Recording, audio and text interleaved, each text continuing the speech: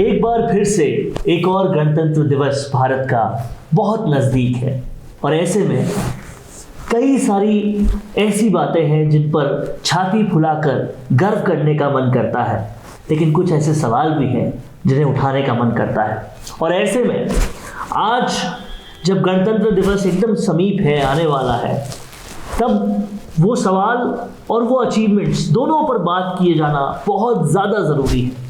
और इसके लिए मेरे साथ राजस्थान संवाद पर आज मौजूद हैं प्रोफेसर डॉक्टर M.K. भंडारी, जिन्होंने अपना पूरा जीवन कानून को पढ़ने में और कानून को पढ़ाने में दे दिया है।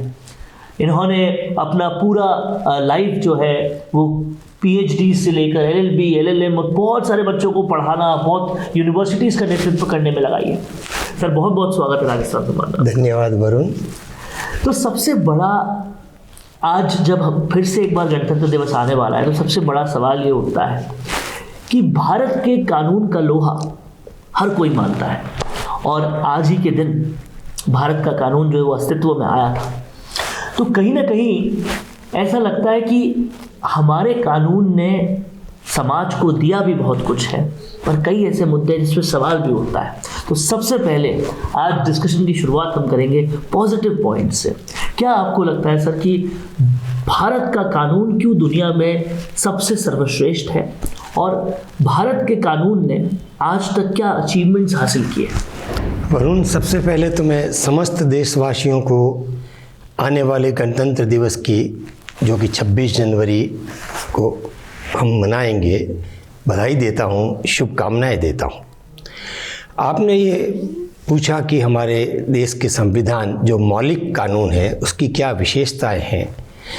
मैं आपको पहले तो ये बता दूं कि 26 जनवरी 1950 को हमने इस संविधान को पूर्ण रूप से, विधिवत रूप से अंगीकार किया था। इसीलिए 26 जनवरी हमारा गणतंत्र दिवस है, रिपब्लिक डे है। अब प्रश्न ये भी आता है कि रिपब्लिक डे क्या है। रिपब्लिक का मतलब होता है कि जब देश की सत्ता चुने हुए प्रतिनिधियों के हाथों में, यानी जनता के हाथ में, उनके चुने हुए प्रतिनिधियों के माध्यम से होती है, और जो देश का प्रमुख होता है, राष्ट्र अध्यक्ष, जिसे हम महामहिम राष्ट्रपति कहते हैं, वो एक चुना हुआ व्यक्ति होता है, न कि इंग्लैंड की क्वीन की तरह नॉमिनेटेड या परंपरागत रूप से होता है। तो ये हमारे रिपब्लिक की विशेषता है। 15 अगस्त 1947 को हमारा देश आज़ाद हुआ और करीब 3 वर्षों के अथक प्रयत्न से 300 से भी अधिक विद्वानों ने, राजनेताओं ने हमारे संविधान को गढ़ा। और बाबू राजेंद्र प्रसाद जी, आप जानते हैं, जो कि देश के प्रथम राष्ट्रपति बने, वो संविधान सभा के अध्यक्ष थे। और डॉक्टर B.R. अम्बेडकर साहब, जिनको हम संविधान का निर्माता भी कहते हैं, वो ड्राफ्टिंग कमेटी, जिसने संविधान को लिखा, उसके अध्यक्ष थे। तो हमने विश्व का सबसे बड़ा संविधान बनाया, जिसमें नागरिकों के अधिकार भी हैं, कर्तव्य भी है, शासन प्रणाली को चलाने के लिए प्रधानमंत्री, मंत्रिमंडल, राष्ट्रपति, सर्वोच्च न्यायालय, न्यायपालिका, उन सब के क्या दायित्व है, क्या अधिकार है, क्या कार्य प्रणाली रहेगी, ये सारी बातें उसमें दी गई है। तो हमारा संविधान, हमारा देश का कानून विश्व का सबसे बड़ा, लेंथीएस्ट जिसको हम कह सकते हैं, वो कानून है। हालांकि उसमें कई बातें ऐसी भी हैं जिन पर समय समय पर विवाद भी उठता आया है, लेकिन आज मैं ये कह सकता हूँ गर्व के साथ, एक विधि का छात्र होने के नाते, विशेषज्ञ होने के नाते, अपने अनुभव से, कि भारत का संविधान आज भी विश्व के श्रेष्ठ संविधान में माना जाता है। और भारत के बाद जो राष्ट्र आज़ाद हुए 1947 के बाद, उन्होंने, चाहे वो बांग्लादेश हो, चाहे वो और भी राष्ट्र हो, उन्होंने भारत के संविधान को आदर्श मानकर अपने अपने संविधानों को बनाया है। मूल रूप से जो सवाल उठते हैं जब भी हम इतिहास की बात करते हैं या संविधान के लागू होने की बात करते हैं, तो मूल रूप से जो सवाल उठते हैं, सबसे पहला एक लोकोक्ति कह लीजिए या सवाल कह लीजिए जो लगातार उठता आया है, वो ये है कि हमारा संविधान अंग्रेज़ों के दौरान जो रूल्स थे उसी को अडॉप्ट करके बनाया गया है। तो इसमें कई सारी बातें ऐसी हैं जो हमारे हिसाब से कम और अंग्रेज़ों के हिसाब से ज़्यादा, ऐसा जो विरोधी है वो सवाल उठाते हैं। और दूसरा एक पॉइंट और उठाया जाता है कि जब हमें आज़ादी मिली तो उसके लिए ब्रिटिश पार्लियामेंट से रेजोल्यूशन पास हुआ, तो ये कैसी आज़ादी? ये दो सवाल अक्सर जब इतिहास की, मॉडर्न हिस्ट्री की बात करते हैं तो उठाए जाते हैं। तो क्या ये एक ब्लैक स्पॉट है या क्या इसे ठीक किया जा सकता है? आपने जो प्रश्न उठाया वो तकनीकी दृष्टि से कुछ हद तक ठीक है, लेकिन ये एक कानूनी व्यवस्था की बात है।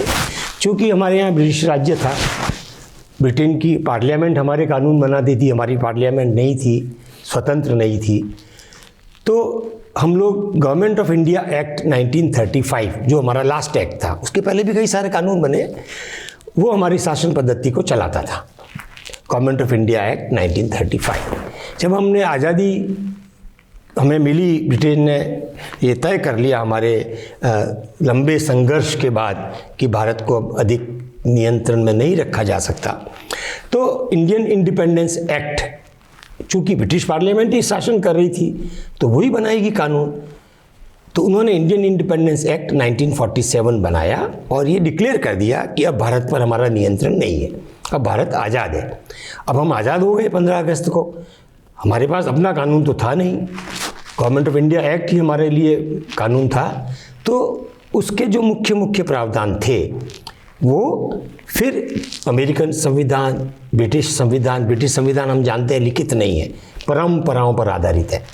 तो उनकी परंपराएं, democracy, parliamentary form of government, ये जो सिद्धांत ब्रिटेन के हमने देखे थे 200 सालों तक, उनको आधार बनाकर हमारी संविधान सभा ने, भारत की संविधान सभा ने हमारा संविधान बनाया। तो 15 अगस्त तो हम आज़ाद हुए, वो हमारा स्वाधीनता दिवस है 1947 का, जिसका अमृत महोत्सव हम मना रहे हैं। और 26 जनवरी 1950 जो आने वाला है वो हमारा रिपब्लिक डे है। तो ये कोई गलत बात नहीं थी कि हम ब्रिटिश शासन से ही गवर्न हो रहे हैं। देखिए, हमने कई प्रावधान, मौलिक अधिकार जो लिए वो अमेरिका के संविधान से लिए। नीति निर्देशक सिद्धांत जो सरकार पर, राज्य पर एक दायित्व डालते हैं क्या करना है, लोक कल्याणकारी राज्य की स्थापना करनी है, वो हमने आयरिश कॉन्स्टिट्यूशन से लिए। ड्यूटीज़, लोगों के जो कर्तव्य हमने डाले वो जापानीज़ कॉन्स्टिट्यूशन से लिए। तो हमारी संविधान सभा के बड़े बड़े विद्वानों ने बहुत विश्व के राष्ट्रों का दौरा किया, संपर्क किया और फिर हमारा संविधान बना। तो जहाँ तक संविधान की बात है वो एक अच्छा, और मैं कहूँगा कि बहुत ही अच्छा दस्तावेज है देश के का मौलिक कानून। हाँ, अब हमें इस बात पर विचार करना पड़ेगा कि स्वतंत्र होने के बाद और गणतंत्र बनने के बाद हमने देश में क्या प्रगति की, क्या मुद्दे हैं जिन पर हम गर्व कर सकते हैं, जैसा आपने प्रारंभ में कहा, और कौन से वो मुद्दे हैं जिन पर हमको अभी काम करना है। तो मैं आपको कुछ संक्षेप में बताऊंगा। जैसे देश जब आज़ाद हुआ, हमारे सामने बहुत सारी चुनौतियां थी, हमें शासन का वो अनुभव नहीं था। बड़े बड़े नेता हमारे माननीय, उन्होंने देश को एकीकृत किया। सबसे पहले तो छोटी छोटी रियासतें थी, 600 से भी ज़्यादा छोटी छोटी रियासतें थी। हमारा जोधपुर मारवाड़ था, उन सबको एकीकृत करके एक भारत बनाया, यूनाइटेड इंडिया बनाया। ये सबसे बड़ी उपलब्धि थी। फिर हम हरित क्रांति के माध्यम से खाद्यान्न निर्भरता ख़त्म की हमने। खाद्यान्न बाहर से आता था, अमेरिका से, आप छोटे हो रहे होंगे आयु में, PL 480 के तहत हमारे को हल्की क्वालिटी का अनाज भेजा जाता था। हमने हरित क्रांति करके देश को आज अनाज में हम लोग इंडिपेंडेंट हैं। फिर दुग्ध क्रांति, श्वेत क्रांति हुई। हम आज हमारे सभी बच्चों को पोषण के लिए दूध और अनाज उपलब्ध करा सकते हैं। ये बहुत बड़ी उपलब्धियाँ हैं। फिर देश में तकनीकी शिक्षा के क्षेत्र में विकास किया। IITs आई, IIMs आए, बड़े बड़े संस्थान आए, इरिगेशन के बड़े बड़े डैम्स बने। आज हम बात कर रहे हैं वर्तमान में, तो भारत, हमने न्यूक्लियर पावर बने, we are 6th nuclear power. 1974 में हमने पहला परमाणु परीक्षण किया। तो ये सब उपलब्धियाँ हुई और आज हम देश में नहीं, विश्व में सबसे बड़ी IT पावर, हमारे जो सॉफ्ट सॉफ्टवेयर इंजीनियर, सॉफ्टवेयर के जो एक्सपर्ट्स हैं पूरे विश्व में अपनी सेवाएं दे रहे हैं। भारत के लोग नासा में, अमेरिकन स्पेस एजेंसी में, आप हाल ही में बात करिए, ऋषि सुनक जो ब्रिटेन के प्राइम मिनिस्टर हैं वो भारतीय मूल के हैं। अमेरिका की जो उपराष्ट्रपति है कमला हैरिस वो भारतीय मूल की है। तो भारतीय लोग पूरे विश्व में आज अपना प्रभाव रखते हैं। ये कोई साधारण उपलब्धियां नहीं है। आज भारत की आवाज़ पूरा विश्व सुनता है। G20 की अध्यक्षता भारत को मिली है। G20 विकसित राष्ट्रों का एक ग्रुप है। तो कई क्षेत्रों में हमने अभूतपूर्व प्रगति की है और हमें इस बात का गर्व होना चाहिए। भारत की प्रगति का बिल्कुल गर्व है और भारत ने जिस तरह से प्रगति की है आज दुनिया उसका लोहा मानता है। इसमें कोई अतिशयोक्ति और कोई गलत बात नहीं है। लेकिन जो एक सवाल लगातार उठता है कि भारत का कानून जब बना था तब देश की स्थितियाँ कुछ और थी और आज इतने सालों बाद देश की स्थितियाँ कुछ और हैं। लेकिन आज कई सारे पहलू ऐसे हैं जहाँ लगता है कि वो फ्लेक्सिबिलिटी और बढ़नी चाहिए थी, चीज़ें और बदलनी चाहिए थी। और जैसा कि अभी आपने जिक्र किया कि कई सारे लोग जो भारतीय मूल के हैं वो पूरी दुनिया भर में काफ़ी अच्छा कर रहे हैं। लेकिन यहीं से एक सवाल ये उठता है कि क्यों पढ़ने के लिए, नौकरी करने के लिए दूसरी जगह जाना पड़ता है, क्यों अपॉर्चुनिटीज़ लेने के लिए देश को छोड़ना पड़ता है। क्या रिजर्वेशन एक ऐसा मुद्दा बनता जा रहा है जिससे कहीं ना कहीं शुरुआत जब हुई थी कॉन्स्टिट्यूशन की तो इस हिसाब से बनाया गया था, जहाँ तक मेरी नॉलेज है, कि एक सीमित समय के बाद रिजर्वेशन को कम या ख़त्म कर दिया जाएगा क्योंकि तब तक देश समृद्ध हो चुका होगा। लेकिन वो सीमित समय कभी सीमित हुआ ही नहीं क्योंकि उसे जो बनाने वाले थे वो खुद उसी बैकग्राउंड से आ रहे हैं। आपने जो प्रश्न अभी उठाए हैं संविधान के प्रावधानों को लेकर, संशोधन प्रणाली को लेकर और आरक्षण के मुद्दे पर, ये सब निश्चित रूप से गंभीर चिंता और चिंतन के विषय है। अब जबकि हम आज़ाद हुए और रिपब्लिक बने हुए इतने वर्ष हो गए, 70 से करीब अधिक वर्ष हो गए, तो हमें ये देखना पड़ेगा, हमें आत्मनिरीक्षण करना पड़ेगा, ये प्रश्न लेकर जनता के सामने जाना पड़ेगा कि हम लोग और इस देश को विश्व का नंबर 1 या विश्व की महाशक्ति कैसे बना सकते हैं। तो मैं आपका ध्यान उन मुद्दों पर लाना चाहता हूं, हमारे दर्शकों का ध्यान। एक तो हमारी जो शासन प्रणाली है, राजनीतिक शासन प्रणाली, संविधान की बात नहीं कर रहा मैं, संविधान में सारी बातें अच्छी लिखी हुई है, उसका जो क्रियान्वयन हो रहा है, आज हम जो राजनीतिक में जो दूषित वातावरण हो गया है, चाहे वो हेट स्पीच हो, एक दूसरे पर आरोप लगाना, गंदे आरोप लगाना, असभ्य भाषा का प्रयोग करना, ये बहुत बड़ा चिंता का विषय है। लोकतंत्र ऐसे नहीं चलता है। लोकतंत्र की मर्यादा है। पक्ष हो या विपक्ष हो, शासन में बैठे लोग हों या विरोध में बैठे लोग हों, एक मर्यादा का पालन करना होता है, तभी वो लोकतंत्र सही ढंग से चलता है। फिर दूसरी बात जो आई हमारे यहाँ आरक्षण की, आपने कहा बहुत बड़ी चुनौती है।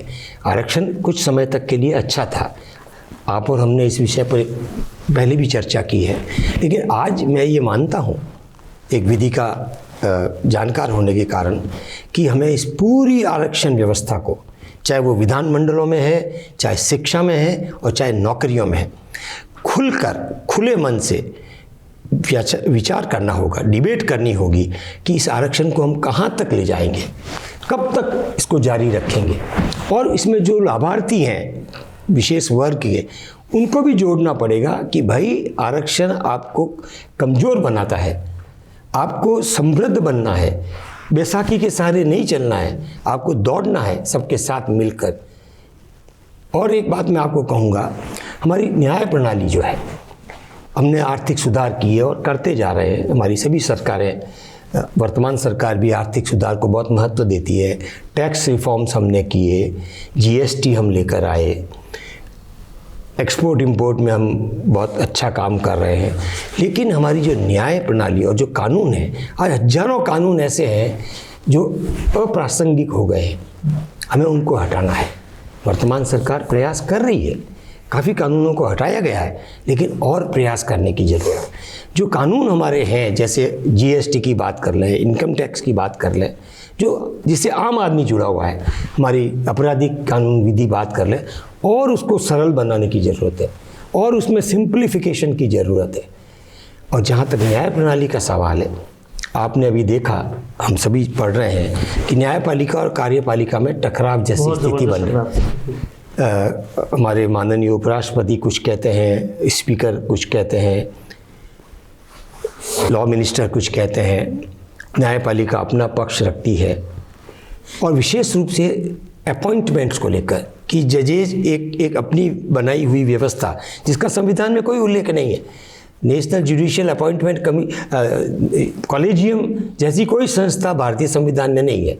एक संशोधन लाकर अनुच्छेद 124A के द्वारा एक कॉलेजियम बनाया गया था। सर्वोच्च न्यायालय ने उसको अस्वीकार कर दिया कि ये बेसिक स्ट्रक्चर का वायलेशन है। मेरा ये मानना है, जितना मैं विधि के बारे में समझता हूँ, जानता हूँ, कि न्यायपालिका ही न्यायाधीशों की नियुक्त करे, ये उचित नहीं है। मैं अगर स्पष्ट आपके माध्यम से कहूँ तो ये नेचुरल जस्टिस, प्राकृतिक न्याय के सिद्धांतों का, प्राकृतिक न्याय की भी, प्राकृतिक डेमोक्रेसी की भी, एग्जैक्टली एक तरह से डेमोक्रेसी में एक किस्म की ऑटोक्रेसी। तो मैं ये समझता हूँ कि जो नेशनल जुडिशियल अपॉइंटमेंट कमीशन आया था, जिसे सर्वोच्च न्यायालय ने हटा दिया, असंवैधानिक करार कर दिया, उस पर पुनर्विचार करना चाहिए। व्यापक तौर से जो बहुत योग्य व्यक्ति हैं देश में, उनका न्यायपालिका में चयन होना चाहिए, तभी न्यायपालिका में वो क्वालिटी ऑफ जजमेंट आएगा। और उस चयन के लिए जो कॉलेजियम बने उसमें तमाम सारे प्रकार के लोग होने चाहिए। Exactly. कार्यपालिका के लोग भी होने चाहिए, विधि शिक्षा के लोग भी। क्यों नहीं। और मैं ये नहीं कहता कि अभी जो जजेस बने हैं उनकी योग्यता में कमी है, मैं ऐसा कतई ही नहीं कहता। लेकिन हमें सर्वश्रेष्ठ जो, चाहे वो वकील हों, चाहे वो शिक्षक हों विधि के, चाहे वो एडवोकेट्स हों, जो द बेस्ट है अपने अपने फील्ड के, उनको आगे लाना चाहिए। और किसी प्रकार का पक्षपात, किसी प्रकार की कोई दूसरी बातें उसमें नहीं होनी चाहिए। तो आज इस गणतंत्र दिवस के मौके पर हम इन बातों पर चर्चा करें, खुल के चर्चा करें कि क्यों नहीं हम अपने देश को, चाहे वो न्याय प्रणाली हो, कानून प्रणाली हो, हमारी शिक्षा के बारे में भी अगर मैं आपसे शेयर करूं तो अभी जो नई शिक्षा प्रणाली आई, बहुत सारी बातें कही जाती है, पहले भी कई शिक्षा नीतियां आई, लेकिन जब हम ग्राउंड लेवल पर, इस मुद्दे पर भी शायद हमने पहले चर्चा की है, मुझे याद आता है कि क्रियान्वयन की जब बात आती है तो आज भी मैं समझता हूँ कि हमको उच्च क्वालिटी शिक्षा आम जनता के लिए, आप और हम शायद अफोर्ड कर सकते होंगे, हमारे पास आर्थिक संपन्नता थोड़ी बहुत है, लेकिन एक साधारण व्यक्ति को उच्च क्वालिटी की शिक्षा आज भी उसके लिए एक सपना है, वो हमें करनी है। और रिसर्च, शोध, आज क्यों अमेरिका को हम विश्व का नंबर 1 राष्ट्र मानते हैं, वहाँ शोध होता है, वास्तविक ओरिजिनल रिसर्च होती है। तो हमें रिसर्च पर भी फोकस करना है। तो ये सारे मुद्दे हैं जिन पे मैं समझता हूँ कि ऐसे अवसरों पर हमें खुले मन से चर्चा करनी चाहिए। एक और अहम मुद्दा जिसकी तरफ मैं आपका ध्यान ले जाना चाहूँगा कि गणतंत्र दिवस हम आज मना रहे हैं। इतने सालों से हम जिस कॉन्स्टिट्यूशन पे सबसे ज़्यादा गर्व कर रहे हैं, वो कानून जो बन जाता है, वो कानून जो इम्प्लीमेंट होने के लिए चला जाता है, लेकिन आज भी जो इम्प्लीमेंटेशन की बात है, जिस पुलिस को पर पूरी तरह से निर्भर होकर इम्प्लीमेंटेशन की बात है, वो कहीं ना कहीं इम्प्लीमेंटेशन में भी बहुत सारे चैलेंजेस आते हैं। उन चैलेंजेस को मीट आउट करने के लिए भी बहुत सारे बदलावों की ज़रूरत है। ये भी एक बहुत महत्वपूर्ण मुद्दा आपने उठाया इस अवसर पर कि the problem lies not in making the law, but the problem and challenges lie in implementing the law in its true spirit। जिस भावना से कानून बना है, जिस उद्देश्य के लिए बना है, उस भावना से हम उस कानून का क्रियान्वयन कर पा रहे हैं या नहीं, और नहीं कर पा रहे हैं तो कौन से कारण हैं। मैं समझता हूँ कि हमारी जो पूरी व्यवस्था है उसमें भ्रष्टाचार हावी है, उसमें पक्षपात हावी है, कास्टिज्म हावी है। अगर एक व्यक्ति पकड़ा जाए, उसका अपराध है, साक्ष्य है, तो एक राजनीतिक मुद्दा बना दिया जाता है कि साहब ये विशेष जाति से है इसलिए इसके ऊपर ये मुकदमा लाया जा रहा है। अरे भाई, जब आपके खिलाफ एविडेंस है तो आप किसी भी जाति के हों, उससे क्या फ़र्क पड़ता है। कानून को अपना काम करने दीजिए। पुलिस व्यवस्था में बहुत सारी प्रश्न हैं और कभी इस पे विस्तार में चर्चा करेंगे, लेकिन भ्रष्टाचार एक जो ऐसा मुद्दा है, मैं देख रहा हूँ पिछले कुछ समय से राजस्थान में जिस प्रकार की आपराधिक वातावरण बन रहा है, जिस प्रकार से भ्रष्टाचार के मुकदमे आ रहे हैं। अभी मैं आज ही पढ़ रहा था कि एक additional SP, lady additional SP पर 2 करोड़ सूजी की जो स्पेशल ऑपरेशंस ग्रुप है, उस पर 2 करोड़ रुपए की रिश्वत का आरोप है। और वो कह रही है वार्तालाप में कि भाई मुझे ऊपर देना पड़ता है, इसलिए मैं कोई पैसा कम नहीं करूंगी। अरे हद हो गई। जड़ तक पहुंचते नहीं है, कभी ऊपर तक पहुंचते नहीं। छोटे छोटे बिल्कुल पली के बकरे जिन्हें कहा जाता है, उनको अंदर डाल कर आप इतिश्री कर लेते हैं। यही मैं आपसे कह रहा हूँ कि वो जो किंग पिन्स हैं जिनको हम कहते हैं, अरे उनको पकड़िए। ऊपर से पानी पॉल्यूट होकर नीचे आ रहा है, आप उस सोर्स को जहाँ से पॉल्यूशन हो रहा है पानी का, भ्रष्टाचार जो का फाउंटेन हेड है जिसे मैं कहूँगा, उसको रोकिए। यही हाल हमारे यहाँ नकल का हो रहा है। हर पर्चे आउट हो रहे हैं और छोटे छोटे लोगों के मकान ढहाए जा रहे हैं। अच्छा है, अपराधियों को दोष सज़ा मिलनी चाहिए, लेकिन उनके पीछे जो ताकतें हैं उनको आप लाइए, एक्सपोज करिए, चाहे वो किसी भी दल के हों। आपने अपनी पूरी उम्र पढ़ाया है, आपने विभिन्न प्रकार के बच्चों को देखा है जो पढ़ने के लिए आते हैं, उनके बैकग्राउंड्स को समझा है। जो गरीब बच्चा पढ़ने के लिए आता है, वो जिस बैकग्राउंड से आता है, जिस तरह की उसके पीछे मेहनत होती है, जिस तरह के कॉम्प्रोमाइज़ होते हैं पैसा अरेंज करने के लिए, उसके बाद जब पेपर लीक हो जाता है, उसकी सालों की मेहनत, वो उम्मीदें कि अब ये पढ़ लिख कर नौकरी करेगा, रोटी लाएगा, घर के लिए कुछ पैसा कमा कर लाएगा, उन सबको रौंद दिया जाता है। तो एज अ टीचर जब आपने ये सब कुछ देखा है, उन बच्चों को देखा है जो इतनी मेहनत करते हैं, तो आपके मन में कितना बड़ा कचोटता है आपका मन इस सबको देख कर? अरे भाई, मैं तो ये कहूँगा वरुण कि अंदर से मन रोता है, दुखी होता है और आक्रोश भी होता है कि हमारी सारी व्यवस्था एक बार लीक हो गया, एक बार पर्चा आउट हो गया, कहीं गलती रह गई, हर पर्चा आउट हो रहा है, हर एग्जाम में इस तरह की बातें हो रही है और लोग करोड़ों रुपए कमा रहे हैं। चाहे वो कोचिंग सेंटर्स हों, चाहे उनके पीछे बैठे हुए बड़े बड़े आका हैं जो उनको बचा रहे हैं, संरक्षण दे रहे हैं। आरपीएससी के अंदर से पेपर जब लीक हो जाता है तो वो बड़े बड़े आका, राजनीति तक उनके तार हो, इस पर भी कोई दो राय नहीं है। और मैं समझता हूँ कि जनता सब जानती है, ऐसा नहीं है। हम इस बात को समझते हैं और आप तो फिर पत्रकार हैं बड़े स्तर के, आपका सभी सर्कल्स में आना जाना देखना। तो अब प्रश्न ये है कि ये सब कुछ हो रहा है, हम सफ़र कर रहे हैं। और आपने सही कहा, हमारे युवा, उनके पेरेंट्स लाखों रुपए की कोचिंग करके वो पढ़ते हैं। आप देख रहे हैं कोटा में बच्चे सुसाइड कर रहे हैं क्योंकि उन पर इतना दबाव है। और फिर एग्ज़ाम देने के बाद ये पता लगता है ये तो पेपर 4 दिन पहले ही मार्केट में आ गया था। उनके और उनके पेरेंट्स पर क्या बीतती है, ये जिसके साथ होता है वही जाके पैर फटी बुआई, वो क्या जाने पीर पर आई। 1 मिनट के लिए आप कल्पना कीजिए कि अगर राजनेताओं के बच्चों के साथ ऐसा होगा तो उनको क्या महसूस होगा। और मैं देख रहा हूँ कि कोई बहुत ठोस कार्रवाई भी नहीं हो रही है और ये जो बुराई है ये बढ़ती जा रही है। तो ये भी एक हमारे, आज जब हम गणतंत्र दिवस मना रहे हैं, अपनी पीठ को, अपनी छाती को फुला रहे हैं, अच्छी बात है, गर्व होना भी चाहिए हमें। लेकिन ये जो मुद्दे हैं भ्रष्टाचार का, इस तरह के अपराधीकरण का, महिलाओं पर क्या अत्याचार हो रहे हैं, इन पर हमको गंभीरता से आवाज़ उठानी पड़ेगी और उठाना हमारा कर्तव्य भी है, हमारा अधिकार भी है। तो इस गणतंत्र दिवस पर जो सबसे ज़रूरी चीज़ है, वो जो कानून बन गया, उस कानून पर जो हम गर्व करते हैं, उसका एग्जीक्यूशन कैसा हो रहा है, इसको देखने की, इस पर आवाज़ उठाने की। सरकार के नुमाइंदे, पार्टियों के नुमाइंदे जब आपके पास वोट लेने के लिए आए तो उनसे पूछने की कि क्यों आप पेपर लीक रोक नहीं पाए, क्यों आप महिला अपराध रोक नहीं पाए, क्यों राजस्थान क्राइम रेट में कहाँ चला गया, और क्यों आज घर की बच्ची को बाहर निकलने में दिक्कत होती है। ये सारे सवाल पूछे जाने चाहिए और अगर ये ना पूछे जाए तो शायद हर साल गणतंत्र दिवस मनाने का और उस कानून पे गर्व करने का कोई मतलब नहीं रहेगा, क्योंकि कानून बनता अच्छा है लेकिन उसका इम्प्लीमेंटेशन कैसे होना है ये भी देखना पड़ेगा, भ्रष्टाचार को हटाना पड़ेगा।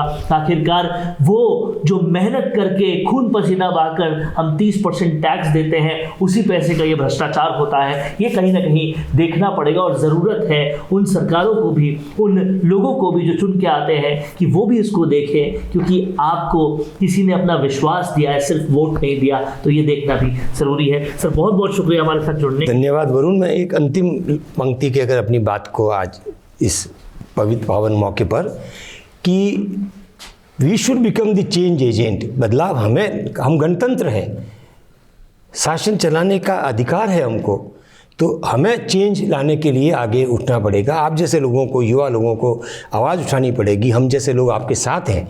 और कौन कहता है इन्हीं चंद पंक्तियों के साथ कौन कहता है आसमान में छेद नहीं हो सकता, एक पत्थर तो तबीयत से उछालो यारों, एक पत्थर तो तबीयत से उछालो यारों। और धन्यवाद। आप कर सकते हैं, बिल्कुल कर सकते हैं। धन्यवाद सर हमसे जुड़ने के लिए। और इस चेंज को करने के लिए आज आपके पास साधन भी बहुत है। एक कंप्यूटर है, एक ट्विटर है, एक सोशल मीडिया है, बहुत सारे साधन हैं, बहुत कुछ किया जा सकता है। और इस बहुत कुछ करने को थोड़े से कंफर्टेबल जोन से बाहर आना पड़ेगा, लेकिन चेंज हम ला सकते हैं। इसी बात के साथ बहुत बहुत शुक्रिया सर। बहुत बहुत धन्यवाद आपका, और आपको भी बहुत बधाई। और ऐसे ही आप मुद्दों को उठाते रहिए। धन्यवाद सभी लोगों को। नमस्कार।